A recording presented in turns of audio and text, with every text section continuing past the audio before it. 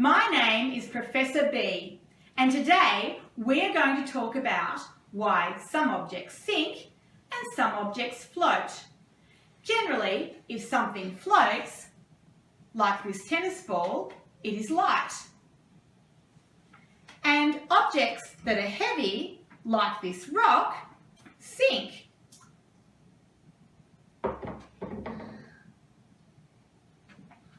In science, if an object floats, then we say it is buoyant. Buoyancy refers to how well something floats. But how does this explain why some objects sink? For this, we need to understand the concept of density. Density is the amount of mass something has inside of it as compared to its volume. If an object is very dense, has a lot of stuff inside it, it will sink, as opposed to an object which has less stuff inside it.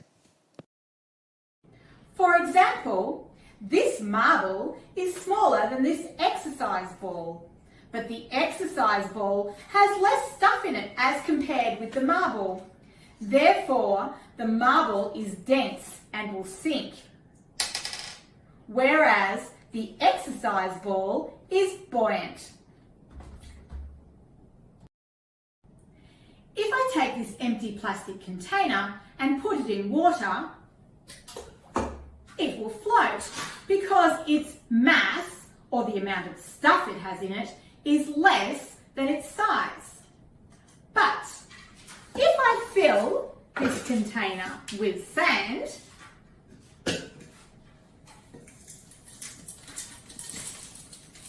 whoops, making a mess.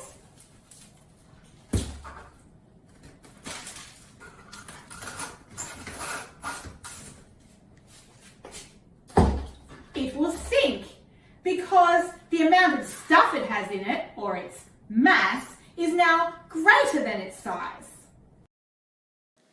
Yes, but how does this explain how big ships are able to stay afloat on the ocean? The next concept we need to understand is Archimedes' principle. Archimedes lived in ancient Greece and was a famous scientist. He was asked by the king to help him as the king was suspicious that his crown was not made of gold. Archimedes noticed when he took a bath that the water spilled over the edge as he got in. Archimedes had discovered that if an object is heavier than the amount of water it displaces, then it will sink. The ship weighs less than the amount of water it displaces, so it floats. For example, look at this ball of clay. If I place it in water, it sinks. That is because it is heavier than the amount of water it displaces. But if I make it into a rounder, flatter, more hollow shape, like a ship, then it will float. So, we have learnt that objects, when put in water, will either sink or float.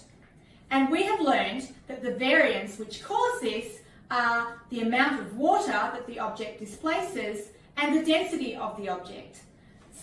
What is the variant which is causing this can to float and the other to sink? Now it's time for you to conduct your own investigation. Thank you very much. See you next time.